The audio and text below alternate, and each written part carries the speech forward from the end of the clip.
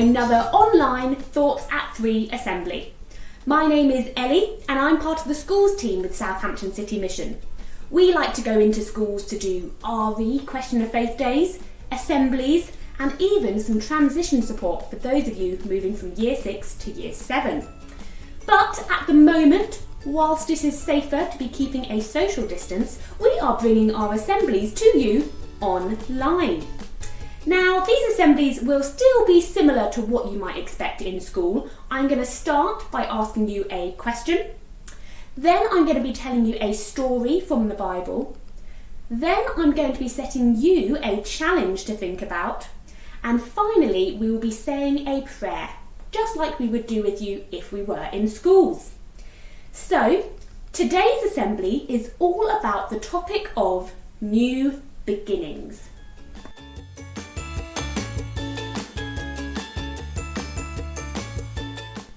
My question for you to think about today is this.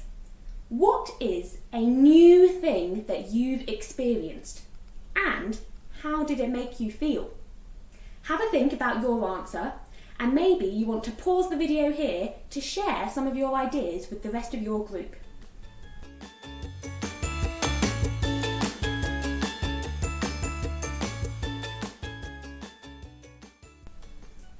Let me tell you about my new experience. This was a couple of years ago, and it's when I went caving. This is where you literally go crawling and climbing through dark caves. Now, I was a little bit scared about giving this a go. It was all safe, we had a guide, but I thought it might be a bit dark and a bit cramped in some of the small places. So I was a bit worried, to be honest. However, I did give it a go, and I even completed the letterbox challenge. This is where you have to slide through a small gap where there's rocks beneath you and rocks above you, like you're squeezing through a letterbox. You can't even crawl, you have to go on your tummy. But I accomplished it. Here's the photo of me through the letterbox to prove it. And actually, once I'd done that, I was so proud of myself. I felt really happy, excited, and I actually enjoyed the event that, to begin with, I was worried about.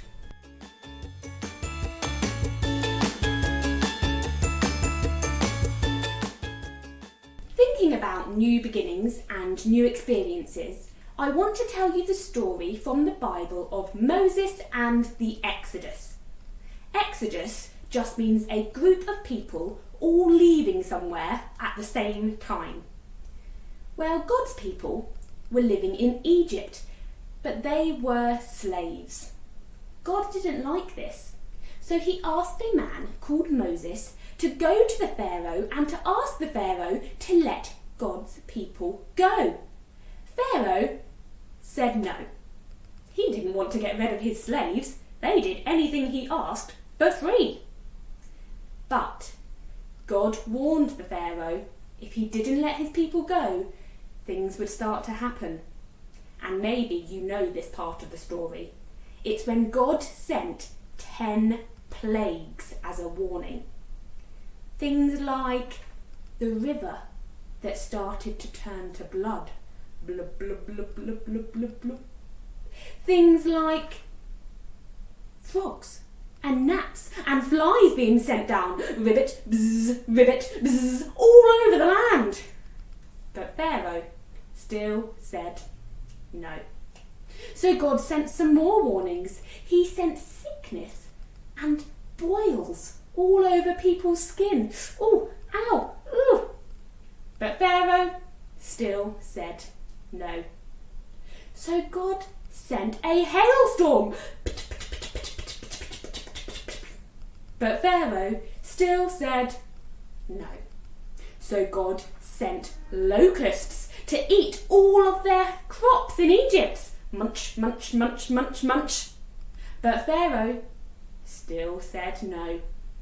So God sent darkness over all the land.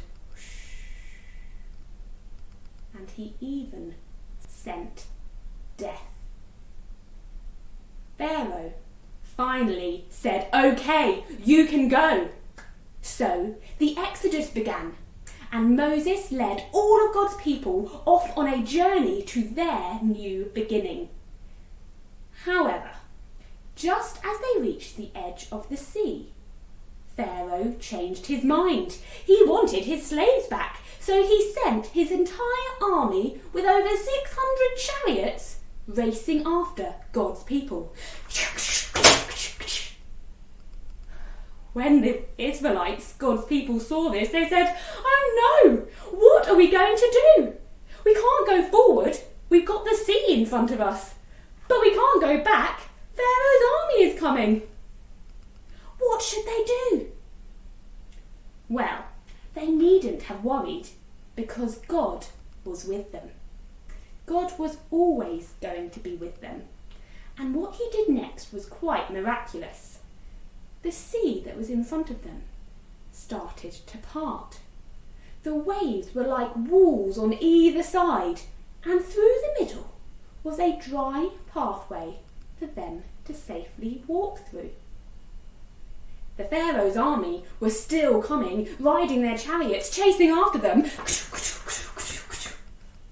But once every one of God's people had safely made it across to the other side of the sea, the walls of water came crashing back down and washing the army away. And so, even though it was scary and the journey looked impossible sometimes, God had rescued his people from slavery, and he was with them every step of the way.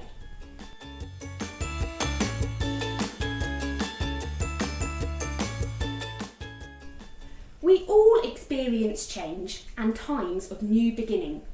Perhaps you're experiencing that right now. Have you just started a new school? Or are you in a new class with a new teacher? How does that make you feel? I know for me, when I joined the team at Southampton City Mission, that was a new beginning for me. I used to be a teacher at one school where I taught one class and I knew exactly what I was doing. But this change meant I was going to be visiting lots of different schools where there would be lots of people I didn't know, and I'd be working with some new friends who I didn't know that well yet. And although I was really excited, it was still a bit scary because it was a time of change. However, I know, because I'm a Christian, that God is with me. And I believe that this change is all part of his plan. He's been with me every step of the way, just like he was with Moses and his people in that story. And for me, I think that's great and a real encouragement, knowing I'm loved and I'm safe because God is always there.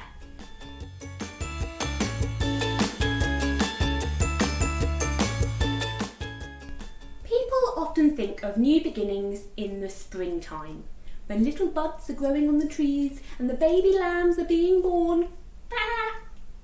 But I think autumn is also a sign of new beginnings. It's because it's the time when your new school year begins, but also the time you will find hundreds of these. This is an acorn, and you see them all over the ground during autumn. An acorn is a sign of a beginning because it's on the beginning of its journey to grow into a mighty oak tree. So my challenge for you this week is to be on acorn watch. Every time you feel a bit strange or uncertain, or even like things are just a bit too much, think of the acorn. Or when you see an acorn, be reminded that you are just at the start of your new beginning as well. And all you've got to do is keep going forward, keeping on that journey, and see how much you're going to grow, just like the mighty oak tree.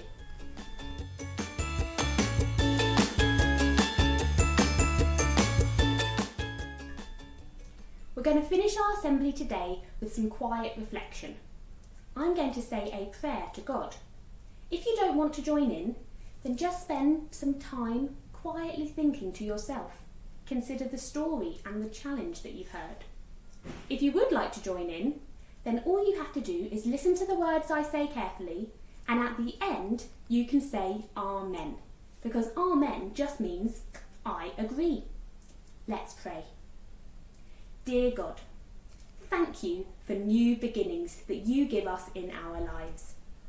Although we may find these times scary or worrying, thank you that you are always there with us. Please help us, God, to make the most of each new beginning, to learn from them and to grow through them. If you would like to agree, you can say Amen. Thanks everyone for watching today. If you'd like to let us know your thoughts on today's topic, or how you've got on with this week's Acorn Challenge, then you can get in touch by emailing us at schools@southamptoncitymission.co.uk. We will be back next week with another Thoughts at 3 online assembly, so until then, goodbye!